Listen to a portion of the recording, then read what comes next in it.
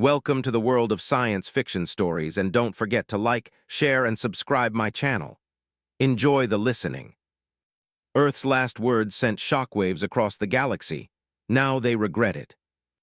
The message arrived without warning, cutting through centuries of silence. In the grand chamber of the Galactic Council, representatives from 100 star systems sat in stunned silence as the transmission played once more.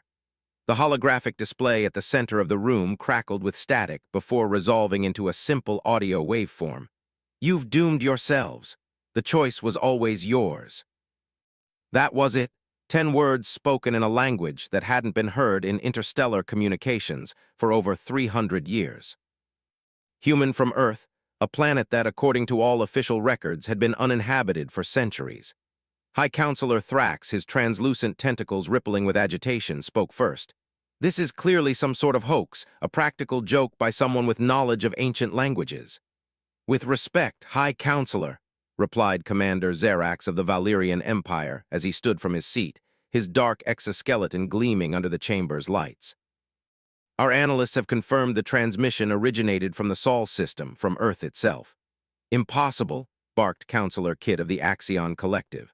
Earth has been quarantined since the Great Collapse. Nothing could survive there, let alone transmit across interstellar space. Xerox's compound eyes reflected the holographic display. Nevertheless, the signal is authentic, and it was powerful enough to reach every major system simultaneously. The chamber erupted into chaotic debate. Earth had long been a footnote in galactic history, a cautionary tale of a species that had reached too far too fast. Humans had appeared on the galactic stage like a supernova, brilliant, explosive, and ultimately short-lived. Their rapid technological advancement had been matched only by their seemingly insatiable curiosity and ambition. But that was before the Great Collapse, when Earth's communications had suddenly gone silent. Observation vessels sent to investigate found a planet racked by environmental catastrophe, oceans rising, atmosphere compromised, cities abandoned. The conclusion was obvious. Humanity had destroyed itself, its brief candle in the cosmos extinguished, or so everyone had believed. Now, 3 centuries later, this message challenged everything the galactic community thought it knew. We must investigate, Xerax insisted, his voice cutting through the clamor. If there are survivors on Earth or automated systems still functioning, we need to know. For what purpose? Demanded Thrax. The humans are gone. Whatever this signal is, it cannot change that fact. You've doomed yourselves, Xerax quoted. That sounds like a warning or a threat. Either way, ignoring it would be foolish. After hours of heated debate, the Council reluctantly authorized a small expedition to Sol, led by Commander Xerax himself. His battle cruiser, the Indomitable, would travel to Earth with a contingent of scientists and security forces to investigate the source of the transmission. 3 weeks later, the Indomitable dropped out of faster-than-light travel at the edge of the Sol system. Even from this distance, Xerax could see that Earth was not as the historical records portrayed it. The blue-green planet showed visible signs of recovery, not the desolate wasteland reported by the last observation mission. Scans detect no artificial satellites, no orbital stations, reported Science Officer VA, her feathered crest rising in surprise. But there's something else. Energy readings unlike anything in our database, Xerox leaned forward. Origin, scattered across the planet's surface, but the strongest concentration is in what was once called North America. The Indomitable entered Earth's orbit cautiously. From this closer vantage point, they could see that the planet's cities lay in ruins, reclaimed by nature. Forests had overtaken concrete jungles, and what had once been sprawling metropolises were now little more than moss-covered mounds. No signs of current civilization, VA confirmed. But those energy readings, they're not diminishing. If anything, they're growing stronger. Xerax made his decision. Prepare a landing party. We'll investigate the strongest signal. Hours later, Xerax led a team of 12 through the remains of what had once been called Washington, D.C. The alien squad moved carefully through streets where trees grew through cracked pavement and wildlife roamed freely. The silence was oppressive, broken only by the chirping of birds and the rustle of leaves. The signal is coming from beneath us, VA said, consulting her scanner. Some kind of underground facility. They found the entrance hidden beneath the overgrown remnants of a massive white building. The door, constructed of materials that had somehow resisted 3 centuries of abandonment, slid open at their approach. "It recognized us?" Zurax questioned. "Not us specifically," VA replied, her crest flattening in concern. "It appears to be responding to the presence of non-human life forms." Inside, the facility was pristine, untouched by time or decay. Lights activated automatically as they advanced, leading them deeper underground. The walls were lined with unfamiliar technology, humming with quiet power. "This doesn't make sense," muttered Krell, the security chief.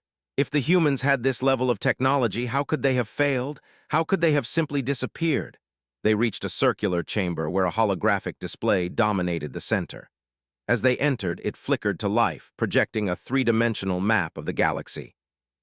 Key points were highlighted: Earth, the Galactic Council headquarters, and every major alien home world. "Welcome, visitors," came a voice from everywhere and nowhere. It spoke in perfect galactic standard. "You have received our message, as anticipated." Zerax stepped forward. "Who are you? Are you human in a manner of speaking?" The voice replied. "What you knew as humanity has evolved. We no longer require physical forms as you understand them." "Impossible," Vila whispered. "No species has achieved such transcendence, and yet here we are." The voice said, with a hint of amusement in its tone, "Humanity did not destroy itself. Commander Zerax, we chose to evolve beyond our limitations." The holographic display shifted, showing images of humans undergoing some kind of transformation, their bodies dissolving into patterns of light, their consciousness uploading into vast networks. The Great Collapse was a chrysalis, not an ending. The voice continued, "We left our physical forms behind and ascended to a state of existence beyond your comprehension. But we left sentinels behind, guardians to watch over our birthplace." "The transmission," Zurax said. "Why now after 3 centuries of silence?" The hologram shifted again, showing alien armadas approaching various planets, conflicts erupting across the galaxy. "Your civilizations stand at the precipice of a galactic war. Resources dwindle, alliances fracture." "You repeat our mistakes. You've doomed yourselves," Zerax quoted. "Yes, but there was more to the message. The choice was always yours. There is still time to change course." Before Zerx could respond, alarms blared from his communicator. "Commander," came the panicked voice of his first officer. "The Council has overridden your authority. A battle fleet has been dispatched to Earth. They're saying the human technology is too dangerous to leave intact." The voice from the facility grew colder. "So they fear what they do not understand. Typical. The Sentinels were programmed to remain dormant unless threatened. Your Council's actions have now activated Earth's defense systems." The hologram changed again, showing massive structures rising from oceans, emerging from mountains, awakening from their long slumber. "Wait," Zurax pleaded. "There must be another way." "There is always another way, Commander," the voice replied. "That is the point of our message, but will your people choose it?" The ground beneath them trembled. On the holographic display, they could see the approaching galactic fleet, hundreds of warships entering Earth's solar system. "What happens now?" Zerax asked, his mandibles clicking with tension. "Now," said the voice, "you witnessed the legacy of humanity. The choice was yours. You chose poorly." The first shots were fired from the galactic fleet. High-energy beams directed at Earth's surface, but they never reached their targets. The beams simply stopped, frozen in space, before dissipating harmlessly. Then Earth responded. From the awakened Sentinels came pulses of energy unlike anything the galaxy had ever witnessed.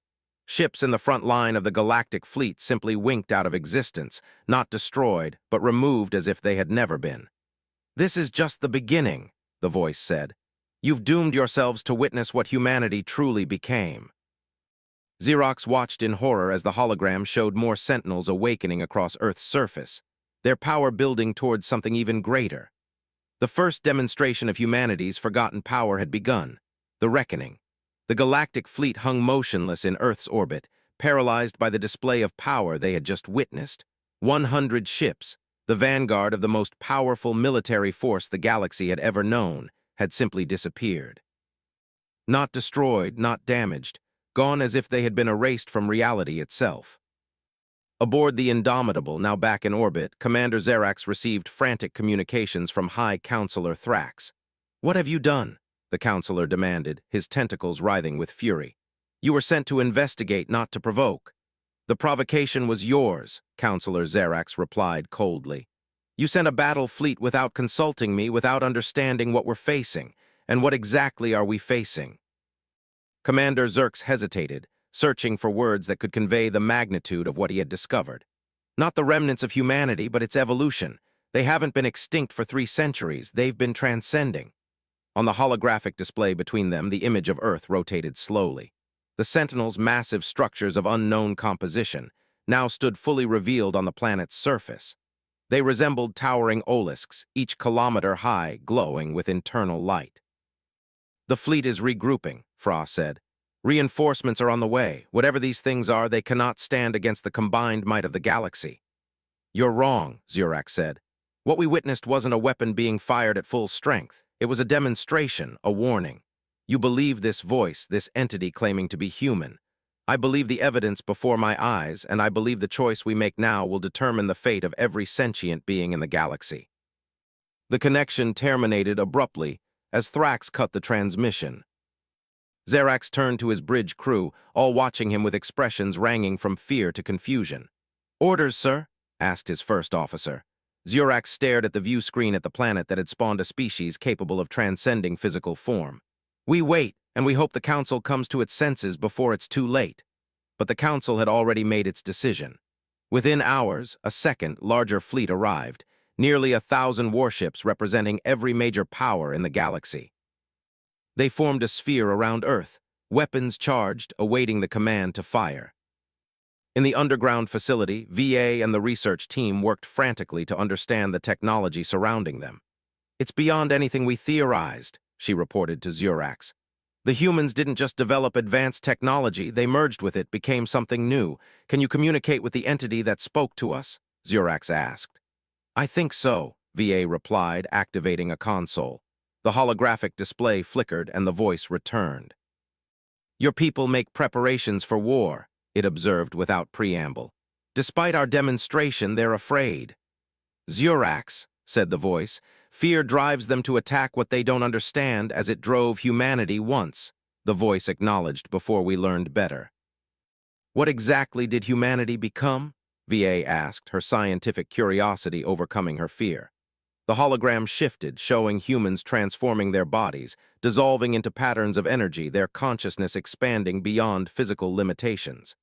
"We became information," the voice explained. "Pure consciousness, untethered from biological constraints. We exist now as patterns within the fabric of reality itself. Some would call us gods. We prefer to think of ourselves as children who have taken their first steps beyond the cradle." "And Earth?" Zerax asked. "Why maintain these sentinels if you've evolved beyond physical form? Earth is our birthplace, our heritage, and it serves another purpose now, a beacon for other species who might follow our path, a library of our knowledge." "Knowledge you're willing to share?" Vila asked, hope evident in her voice. "To those ready to receive it, yes, but not to those who would use it to dominate others. Your council fears our power because they can only imagine using such power as they would, to conquer, to control." Above them, the Galactic fleet received its final authorization. On the command of High Counselor Thrax, every ship fired simultaneously, a barrage of destructive energy that would have been enough to shatter a planet. The beam struck Earth's atmosphere and encountered something else, a field of energy that absorbed the attack, drawing it in, containing it. For a moment, the planet seemed to glow with captured power. Then, calmly and precisely, the Sentinels responded, not with destruction, but with revelation. From each Sentinel erupted a pulse of information, not energy, not matter, but pure data transmitted directly into the minds of every being in the Galactic fleet. Images, feelings, knowledge. The history of humanity's rise, their struggles, their near destruction, and finally, their transcendence. In an instant, every alien in range understood what humanity had become and why Earth had been preserved. They experienced humanity's journey as if it were their own. The triumphs and failures, the wars and peace, the final realization that evolution need not end with biology. In the council chamber, High Counselor Thrax collapsed, overwhelmed by the influx of information.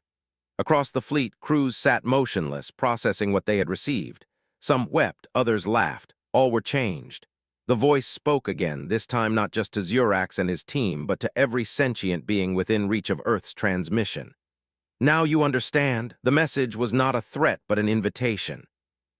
You've doomed yourselves, ease through your path of conflict and resource competition, But the choice was always yours, the choice to follow a different path, our path.